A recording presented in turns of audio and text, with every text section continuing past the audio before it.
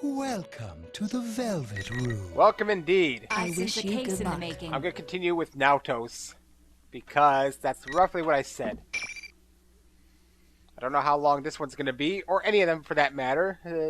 Well, Rise-san! Look out! I see something glimmer in front of me. Acting purely on instinct, I duck instantly. A low whizzing sound passes above my head. What was that? Did something get thrown in my way? Naoto-kun! Rise-san turns towards me. I look at her from across the room. She is lying on something large on the ground. On closer inspection, the red and white lump she is holding down is Teddy. I see Gerald Teddy in the back of the room, so the one with Rise-san has to be the real one. A girl is standing between Teddy and the general. I've never seen her before, but looking at her mechanical body, I can tell who she is. That's Labris. What should we do? That girl wasn't normal. She wasn't even human. I know it sounds hard to believe, but she's a robot or something. She defeated Teddy and, Calm down. Are you talking about Labris? Though Rise-san is quite shaken, she still nods. The riddle is solved then. You're not the real Teddy. You're only a shadow taking his form. The shadow of Labris here, to be precise. Aha! No wonder they call you the Detective Prince now, Chan. You cracked the case. But even if you figured it out, there's still nothing you can do. I carefully watch Gerald Teddy as he scoffs. Whatever it was he threw at me, I was too busy dodging to see it clearly, but it must be dangerous. I'm sure he won't hurt his owner until he hears a certain phrase that from her, but he has no reason to be gentle with the rest of us. I point my gun at him, ready for any more of his attacks. However, the next attack comes from a direction I had not been expecting. What? There's a droning sound. It's coming from a giant axe flying at me. The axe is bigger than I am, spinning through the air towards me. Like a boomerang, it curves back and returns to the hands of its wielder. There are thrusters behind the blade, allowing the axe to fly as it spins. It wasn't Gerald Teddy attacking me. It was Labris. Not the shadow, but the real one. What's going on? Wait, did she attack me the first time as well? That would explain why Rise-san is so shaken up. But the shadow's right in front of her. Why is she going after me? It's not true. I'm human. This is all just a bad dream. I gotta destroy everything. I'm human. I can't find any meaning in what she's saying. I want to convince her to stop, but I can't come up with the right words to do so. Labris takes a fighting stance without wasting a moment. It looks like the only way to bring Labris back to normal is to fight her. Rise-san, please stay back. Naoto-kun? I never really expected to be able to convince her in the first place with the shadow here. I bite the bullet. I will stop her, no matter what. Are you tired of Persona 4 Arena just yet? Because, hey, let's use Naoto to save over in Naoto. How about that? Yeah, but I mean, I want to get this done with, and then I want to finish Digital Devil Saga, continue with a bit of Xenoblade, and then next will be Metal Gear Solid, I just realized. And I'm thinking of doing it, the PlayStation version on the PS2. That's my theory. So, look forward to that. Look forward for something very bad to happen with that game. Trust me. Oh, wow. I'm not really good at stealthy games. I can tell you that much. So it'll be quite a ride, most likely. And you'll probably have a lot of yelling to do at me. I don't think it's that long of a game. Granted, I was surprised at how short Digital Devil Saga was. Oh yeah, well, how about if I do that? Yeah, stay down there. See if I can use Naoto. Nope, every time I try to use my persona, that's when I leave my characters open for attacks. See if I use this. Well, that one actually worked, but then damn axe always gets to me. Oh well, at least I'll do that one.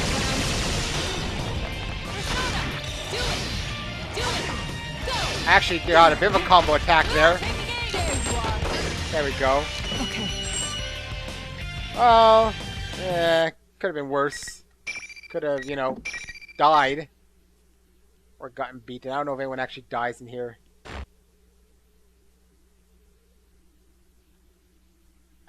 Aw, she beat you fair and square. You really are useless, Labby-chan. After Labrys collapses, the shadow looks at her as if she was trash. Your whole reason for being is to fight. And you can't even do that. You're not worth a damn. You don't need to exist anymore. The shadow's voice and speech pattern begin to slip away from its impersonation of Teddy. No, that's not all. The fake Teddy's appearance begins to warp as well. Finally, the time has come for it to reveal its true self. And we get this cutscene again, which is a bit late for Naoto. The form that it takes is, as I thought, Labrys. I am a shadow. The true self. That's my face. Oh. You don't want to remember? Fine. You can die like that. What? She's attacking her owner now? Is it a threat to pressure her? No, this is a shadow we're dealing with after all. There is no knowing what it will do. Stop it! What's this? Why are you protecting her? It's her fault you all had to fight each other, you know. With that, she turns to her other self and looks down at her with disdain in her eyes. You want the everyday boys and girls to experience what you had to go through, right? That's why we're in school, having a fighting tournament? That ain't! My home was a horrible place. They made us fight and kill each other just to collect combat data. It hurts so much, but no one understands. How can I make them see? I know. I'll force friends to fight each other. Maybe then they'll understand. No. I wanna make them understand. That ain't true. That's not what I want. Oh, yeah? Then let me take over from here. I'll destroy everyone who pretends to understand, just like you did before. Stop! I've had enough! Labrys! No! You're not me! No! You said it! You finally said it! The power, I can feel it building! A sinister aura surges from the shadow. Even the surroundings begin to warp with its energy. So it's only been like a dozen times since this has happened. It's been a while since I've watched this cutscene, so use as filler.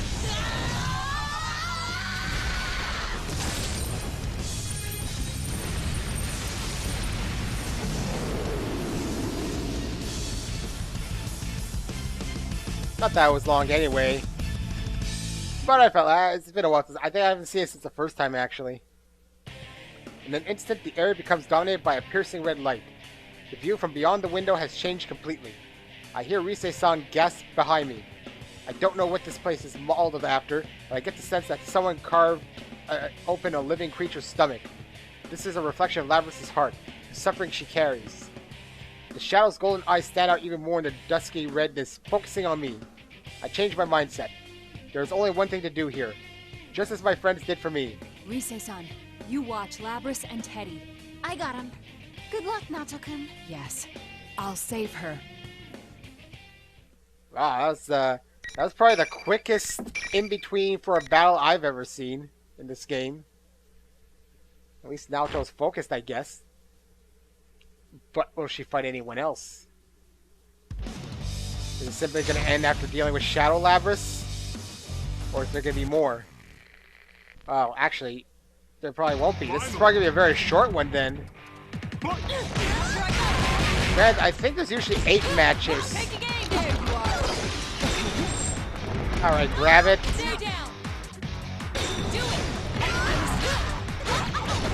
Ugh. I think I did a burst or something.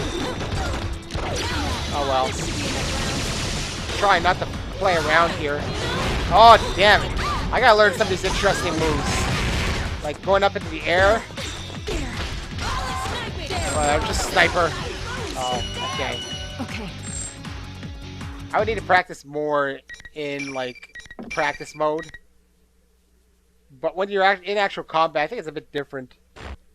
Because while I'm doing it over and over again against one opponent in the practice, here it's quite different.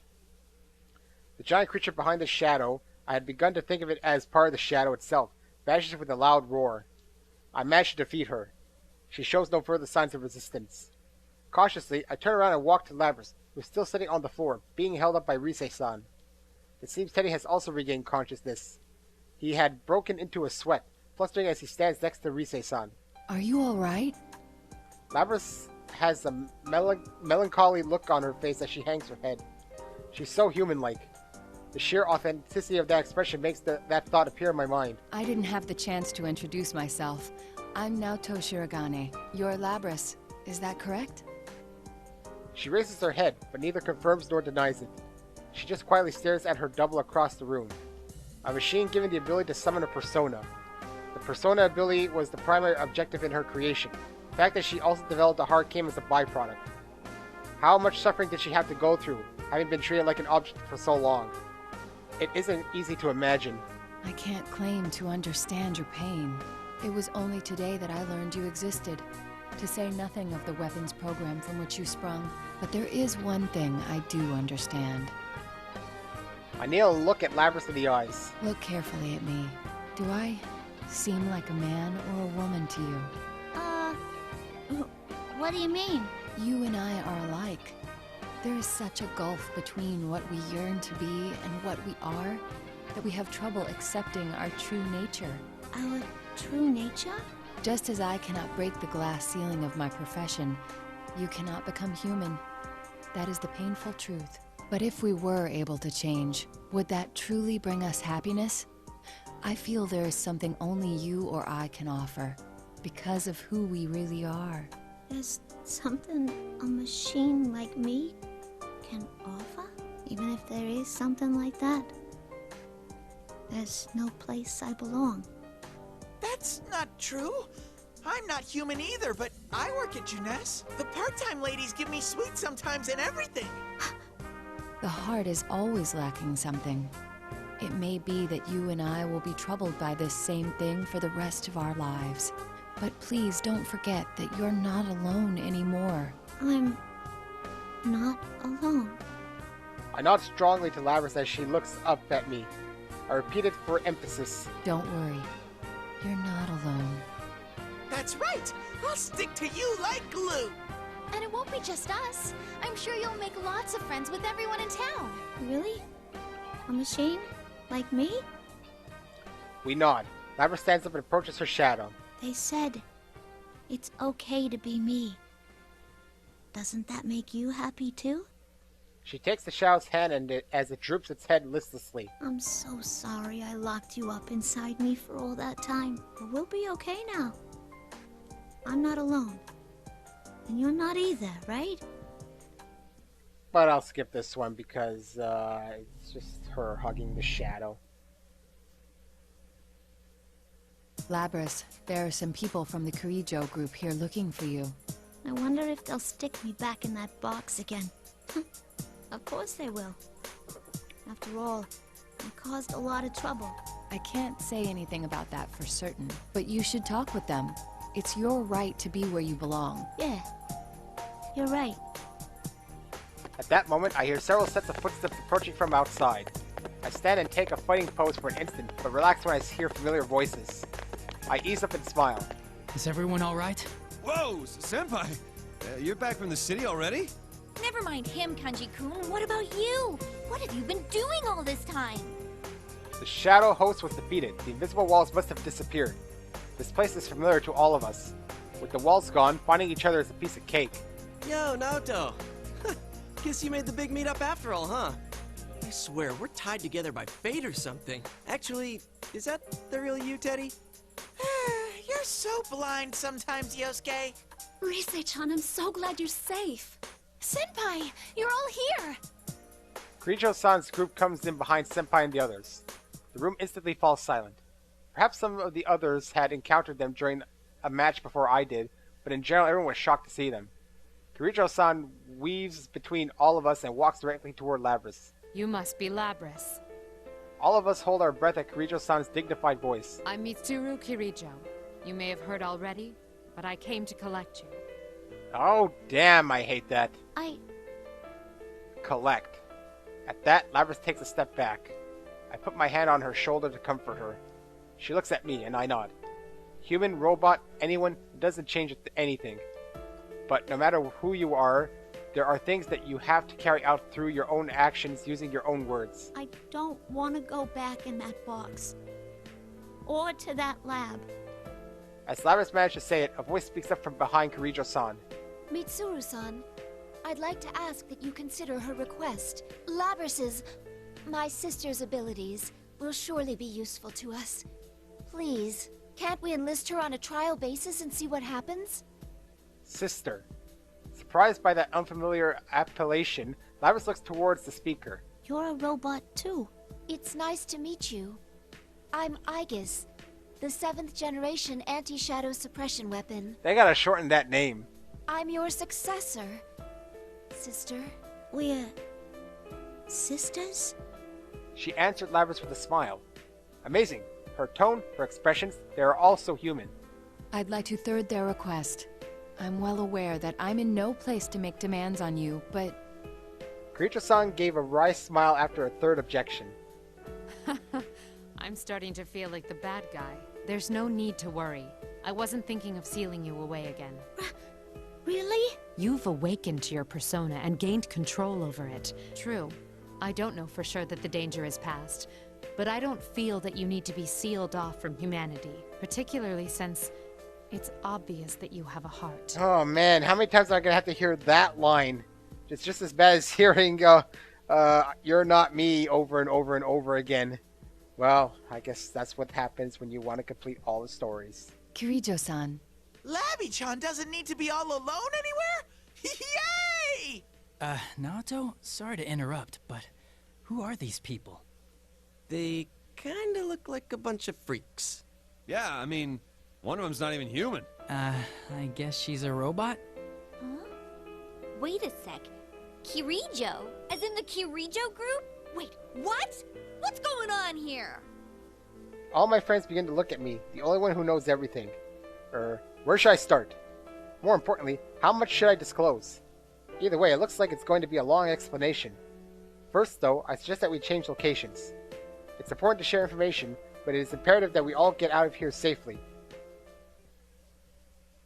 To the roof. Where we hit the TV area.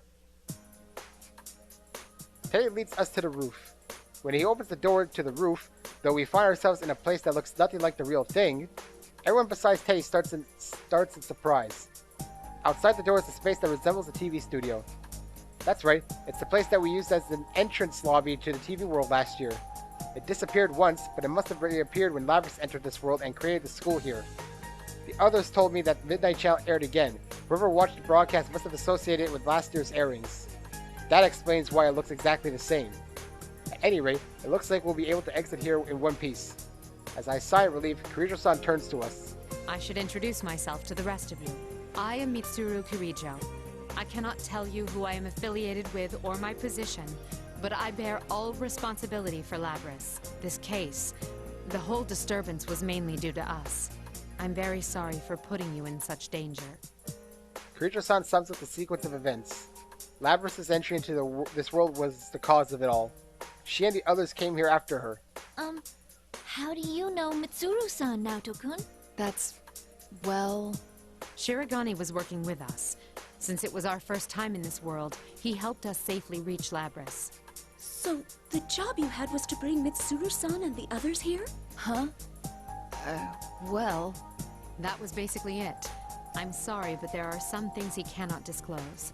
I ask for your understanding in that regard. Sure, detective stuff. I getcha. That's pretty cool. Sanada-san and Aga-san don't say a word, even after Kirijo-san's explanation. It's not completely a lie, but still. I shrug and sigh softly. If I had denied that incomplete explanation, it would be the same as admitting that I was working against them. I really am no match for her. Well then, let's all go home. Alrighty, attention please. The trip doesn't end until we get out of the TV. Dude, you really gave us a scare. And this isn't the first time either. Well, at least it ended well. You know, I understand about Rise-chan and Teddy, but why did Kanji-kun go missing again? Huh? Oh, well, because, You needed a change of pace, no? What? Did I misspeak? You said something like, sometimes a man just wants to be alone inside a TV. As if. Naoto, you bastard! Why'd you have to tell him that? Labris laughs at our small talk. Looking at her, I begin to feel like this episode wasn't so bad after all. But suddenly, Labris' smile suddenly disappears and her body freezes in an unnatural position. Labris? Labris does not answer me. Sana-san shouts a warning. Get away from her! Everyone jumps back confused. Kanji-kun wasn't even sure what he was supposed to be backing away from at first. Soon, though, we all stand around her in a ring. Labris stands in the center, completely motionless. What's going on? I don't know. I can only tell that she's probably being controlled from outside. Controlled? As we all watch her, confused and nervous, Labris' right hand slowly begins to move. It reaches around her back to her thrusters, or rather to the axe. Labris' eyes were staring blankly into space, but suddenly glanced at me. Shirogane! The warning comes at the same instant as the attack. I can feel the wind of the axe's passage as I bend backwards to dodge the blow. If she'd gone after anyone else, things might not have been so fortunate. I'm the only one who's actually seen that attack. But Labris follows up with a different attack. I gulp in spite of myself. That white, elegant silhouette behind Labris. I'd almost forgotten. Labris now has the power of a persona. Fighting her won't be as easy as it was before. Labris, why? Never mind, it can wait. Huh. Bizarre we're not getting the whole, part of my plan speech beforehand. Just suddenly attacking Naoto, too. Always attacks the person you're playing as. Isn't that a weird coincidence? It's not a coincidence. But in their world, what causes that? Is it the person Labris became closest to? Is that what's causing it? Final. It's always the, Whoa, that was a weird thing that happened there. You all-outed me. Damn, you always follow with that attack after the all-out as well. Oh, right, I have that. Now my MP's all gone. Oh, you did a slide. Holy crap. Labris is going all out. Oh, that was cool.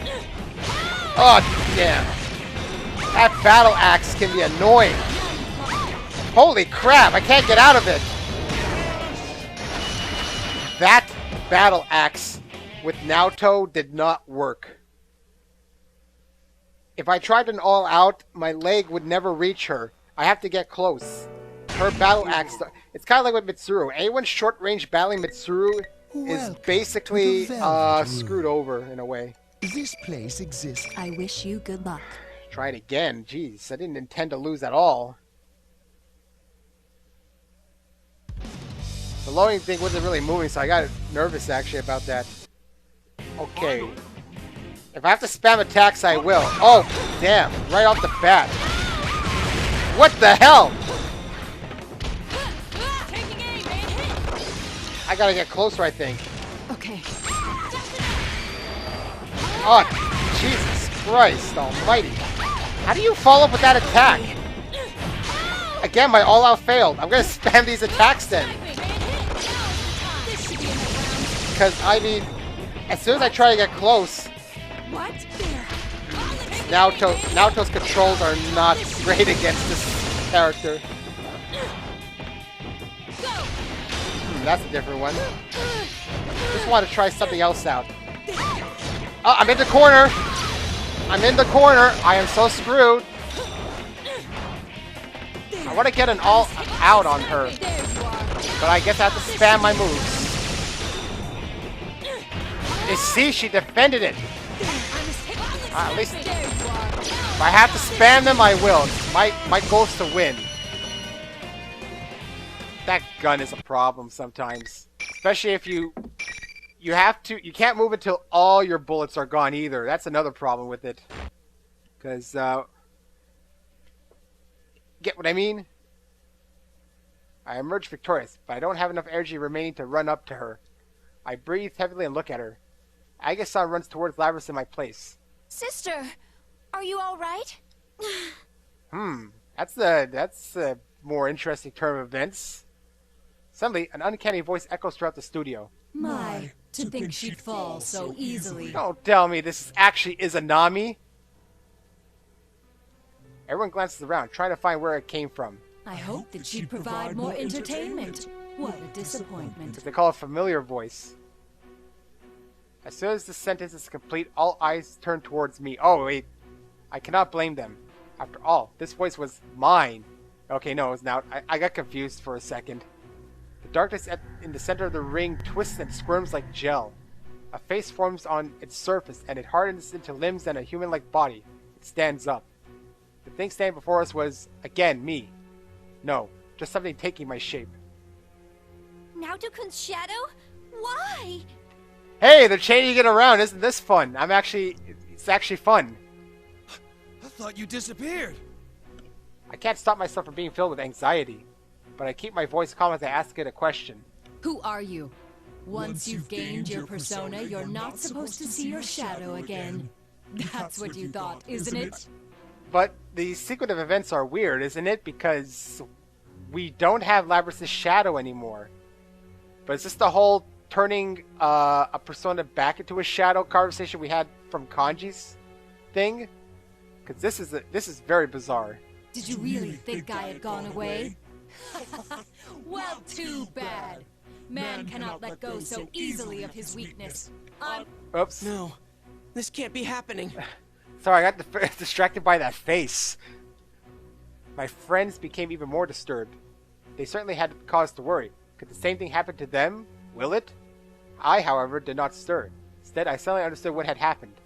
This thing's objective was clearly to cause us panic. Enough farce. You are not my shadow. I walked towards this copy of me, the real enemy. I know that for two reasons. First, I was able to use my persona in the battle just now. One's persona and shadow are two sides of a coin. If you are my shadow, my persona should have been unusable. Second, you took control of Labrys just now. That's an unusual power far beyond the capabilities of a human like myself. I'm sorry to say you've dug yourself a deeper hole by showing off that ability. With a power like that, you could drive a man to extreme acts, which was the missing piece in this case. You mean the hijacking wasn't just the work of a highly motivated crew? Rather, whoever we're talking to now was... It was Labrys's dark wish that we fight each other. But what if someone knew beforehand that that would happen? I've been pondering about who it could be, and I'm kind of hesitant to say anything right now. I don't even know if the guy has a name yet. Labrys has a heart, but she's also a machine. Unlike humans, her memories can be tampered with. By using Labrys, you thought you could orchestrate the disturbance her shadow would create in this world. Your objective is, as you just said, to gather persona users, have them fight, disrupt their hearts, and steal their personas. That's why you're appearing in the form of my shadow right now, to confuse me. You're the real puppet master behind this case. I'm surprised. Very insightful of you, Naoto Shirogane. Quite impressive work. I didn't expect you to fight back this fiercely. Sadly, it seems things won't be going according to plan this time. But I'll make use of what tools I have to the very end. This is my last chance. No, more like a marvelous entertainment. Now stand, my puppet. Labrys staggers to her feet. There's no doubt now. This is the person controlling Labrys, and she has yet to break free from the spell. Poor thing. It's all worn out because of you. It shouldn't have much strength left to fight. But unless you destroy it, it will keep rising up and attacking you all. What will you do? Labrys pointed her axe at me for the third time. Rather than caution, I feel sympathy. The forced killing of comrades against one's will. I see now. This is the past her shadow had talked about. Shirogane, you need to stand back! Kirijo-san steps in front of me. Wait, if we all attack her, we may end up destroying Labrys. But she's just under its control. If we can release her, she should stop attacking. Fight the puppet master! I glance over at Rise-san. Is that possible? Alright, I'll give it a try. Perhaps Rise-san's persona was powerful enough to do it. I think it's worth trying. However... It's no use. What is that thing? It's not a shadow. It's way too strong. I had a feeling things wouldn't be so easy. Out of options, Kirijo-san signals Agus-san with a troubled look on her face. Agus, prepare for the worst. Aiga-san opens her eyes in shock. A look of astonishment, and not the good kind. But she quickly regains her composure and begins readying her weapons. She slowly aimed them at Labris. Realizing what was happening, Rise-san hastily interjects. Wait, let me try again. But Aiga-san pays her no heed. Labris is in her sights. She looked calm, but it hurts just to see her expression. That's only natural. She called Labris her sister. Good. Now suffer. Relinquish your personas. At that very moment, Kirijo-san suddenly looks up. She closes her eyes. She gathers her strength as she had when she tried to establish a line of communication with her own persona. But who is she trying to reach? I see. Now! Who is she talking to? Is there someone here besides us? As I stared at Kirijo-san in bewilderment, it happens. Without warning, Labris freezes in place.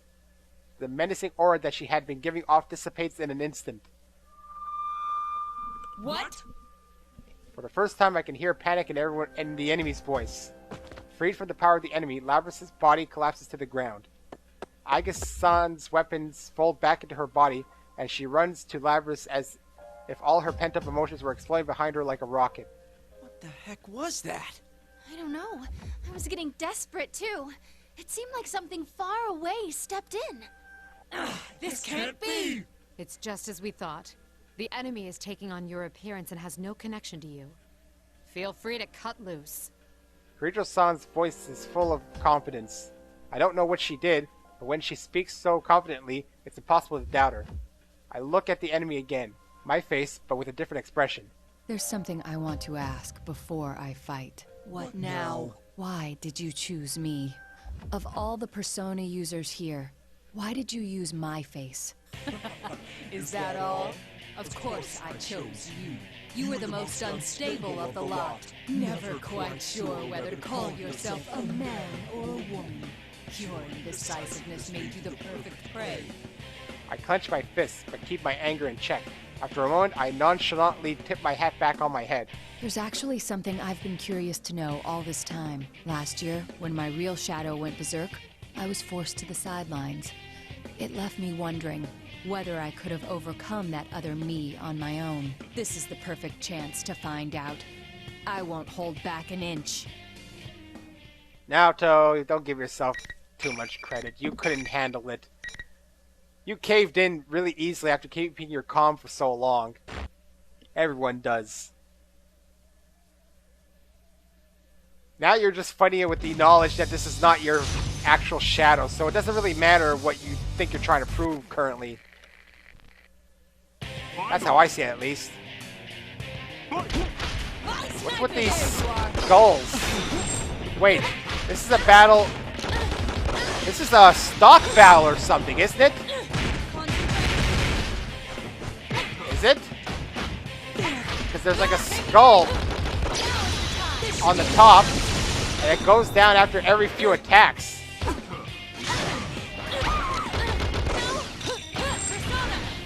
Ah, damn. I can't let it get the best of me. Seems after this type of attack it goes down. Except that one didn't. What is with the skull? KO'd? Was I supposed to get to 0? I don't think I've ever seen those skulls, so if anyone wants to let me know what was happening, feel free to let me know. Unless I look it up. The enemy staggers and falls to her knees, her face, or rather mine, writhing in agony. You did it! You're so cool now, Chan! I can't believe you could go that nuts on something that looked like you. It may have taken my shape, but it wasn't me. I had no reason to relent. I fully believe what I said, but Kanji-kun doesn't seem satisfied for some reason. Kirijo-san looks down at the enemy. You'll be coming with us. There are some things we still want to ask you. It came out of nowhere. You really think you're going to be able to just take it with you? It's going to disappear. This is fine with me. There were many twists and turns along the way, but I'm not displeased with the results. It was good enough for this time that I confirmed you have the power to meet my expectations. This time, this is only a temporary form. Did you really think it was going to let you have it that easily? I doubted there'd be any meaning in changing my appearance, but sure enough, it made for a very enjoyable game. I will see you in another guise next time. Just wait until then. The enemy laughs and begins to fade away. Wait! Of course, the enemy simply disappears into thin air. Who was she? What was her objective, trying to separate us from our personas? Unfortunately, I was not able to get to the core of the matter. But still, next time, huh? Hell no! Don't you dare come back again! Yeah, what he said! Seriously, that was one sick bastard. Copying Naochan was going too far! Bad enough that it was in violation of my image rights, taking my form like that! The first one's stupid, but makes sense. What is the violation, though? I wonder if this is the start of something bigger. Oh boy. That's the worst lie you can speak of, especially since we know this game's not going to conclude it. Yeah, I don't think we should let our guard down. This would always make me be tempted to start Persona 4 Arena Ultimax. Everyone's face clouds with anxiety. No one could have imagined that we would run into some bigger threat like this. Does the enemy plan to cause another incident like this again? Are we going to get more humiliating catchphrases? Killjoy detective? Am I really that bad? It appears that Kirijo-san has worries of her own, though. My analysis didn't make it in time, but that was... It's hard to believe. Then again... That was what? With a strong look in her eyes, she swallows her fears and comes to us as we discuss who the identity of the mastermind could be. In any case, you don't have to worry about it. It's our responsibility from here on out. But it was obviously targeting us. We can't shrug and go on our way after that. He's correct. Given that it's taken an interest in us, we must arm ourselves against it. Of course, you should be aware that the enemy is out there, but there is no need to abandon your lives to pursue it. We will do our best to ensure that no harm comes to you. That is, after all, our duty. I can sense that she is completely sincere. We all trade glances, but we eventually concede with our leader's opinion. We'll agree to Kirijo-san's offer. There are some lingering regrets, but we have little choice right now. Seeing that everything is settled, Teddy butts in and strikes a strange pose. We turn to look at him, and with a grin of pride, he kicks at the floor with his head. That is his usual little dance when summoning the exit TV to get us out of the TV world. Kirijo-san's group is obviously surprised, and they look pointedly at the TV. What are you doing with this ancient TV? Hang on, where'd you even get this? It's a Teddy Vision! You can get out from here! This TV is our escape route? Can we really fit inside? Ooh, are you a little too front-loaded to fit? In that case, I wouldn't mind helping you squeeze through! You're even worse than before, you know that? We all pass through Teddy's TV and make it back to the real world. Of course, Kirijo-san is a bit flustered to find herself in the middle of a department store. Labris looks slightly lonely, but she follows Kirijo-san by her own free will. There shouldn't be anything to worry about. Remembering Aga-san's gentle smile, I know that they'll make sure Labris is alright. And so, the incident came to a close. For now! This whole game is building up to a cliffhanger. I don't like that. Games are usually more subtle in their cliffhangerness. The following day, May 4th. Kirijo-san has stayed the night pursuing a follow-up investigation and is going back to the city today. We learned that from none other than Labris, who had called us all, wanting to say goodbye in person. And of course, we were obliged to see them off.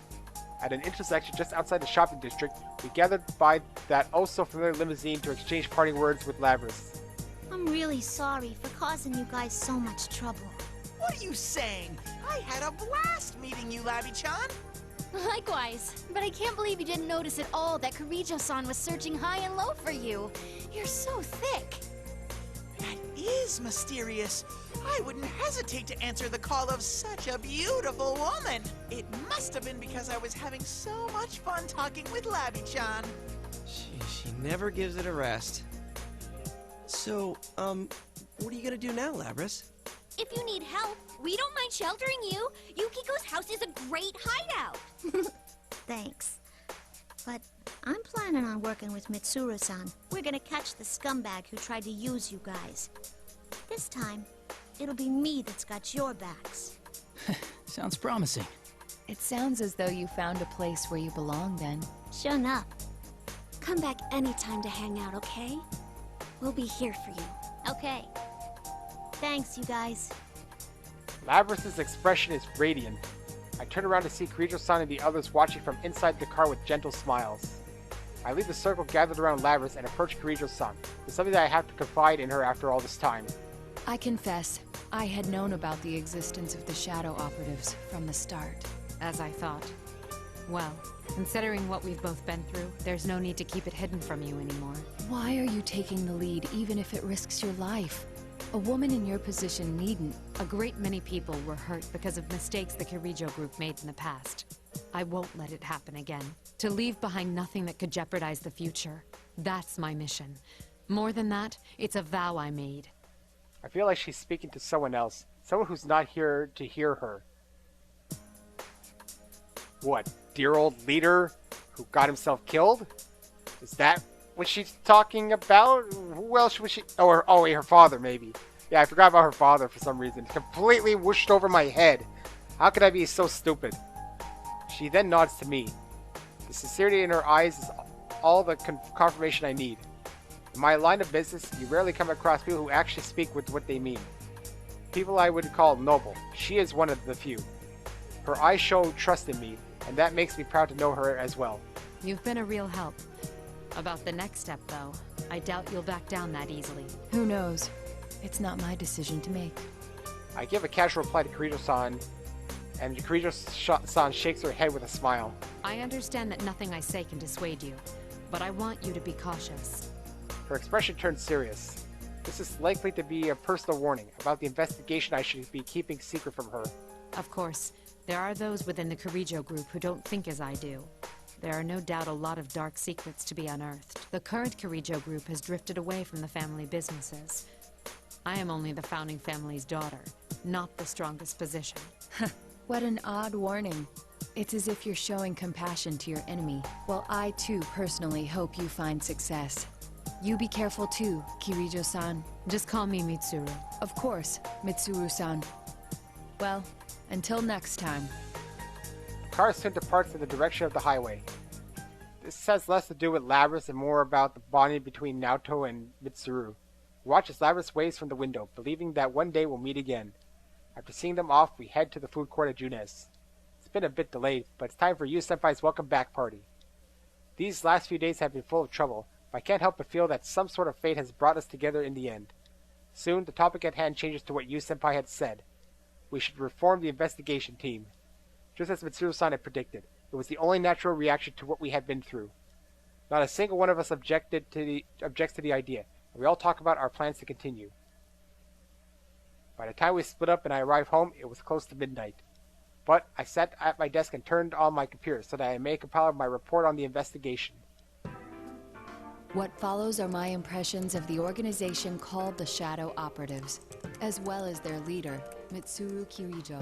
As a member of the Kirijo Group's founding family, Mitsuru Kirijo strongly wishes for the corporation's stigma to be cleared. Yet the Shadow Operatives are not ultimately a means for her to clear this stigma. Her first priority is to protect and save those who are at risk. The way she handled the lost cargo in this case made that much clear. Though discarding it would have been more advantageous and it would have been simple to destroy in secret, she chose not to do so. She sees the restoration of the family honor as a byproduct of her true mission. I will continue my secret investigation. It is apparent that the Kirijo group still harbors many dark secrets. Yet I must note that no matter how their internal affairs are worth watching, we need not trouble ourselves overseeing shadow operatives. Mitsuru Kirijo does not shrink from the responsibilities she bears. We will never gain leverage over her based on her family's sins. Even if the true culprit behind this matter has ties to the Kirijo group, she will... I stopped typing and delete the last sentence. No, this report is no place for conjecture. I suspect this is only the beginning. Isn't that a brand name laptop she's using? It looks very similar, I think, to a brand I've actually seen. They may have at least changed it a little bit, I think. I don't remember something. I don't remember which one it is. Well then, 45 minutes. Hey! Oh, I was like, black screen! Yeah, please excuse me for this line of Persona 4 arenas / shorter parts. I know 45 minutes may not be shorter and all. The detective, the killjoy, This place exists between dream and reality. The detective, there you go. Matter. So yeah. Now then, come on. Why don't you introduce yourself? Backing out because I want to talk a bit first. It'll still extend it a little bit. I should just fade to black. But let's listen to the nice music while I'm talking. Anyways, I just want to apologize for anyone who actually cares that for all these parts. My weeks have been a bit hectic at work, and so I find myself tired and not able to invest myself in RPGs as much, especially in Xenoblade, which takes a bit more awakeness to get through. And Persona 4 arenas, while sometimes not today, I'm not that as tired for some reason, but sometimes I am starting to kind of ready to close my eyes during the parts because it's not that the game's boring, but it's a bad combination of exhaustion. But today was fine because I think Naoto is actually pretty interesting. But yeah, I'm apologizing for all the Persona 4 arenas. It was not my intention, but it's easier to record on me when I'm exhausted because of the casual nature of it. That's why I did Wrecking Crew 98, because of the casual nature. The RPGs will be coming up soon, hopefully. Once especially I'm done grinding in Digital Devil Saga, I know for a fact the game's about to end. And that one will probably take me a while. Like, it'll probably be a longer part with all the cutscenes I presume there are at the end.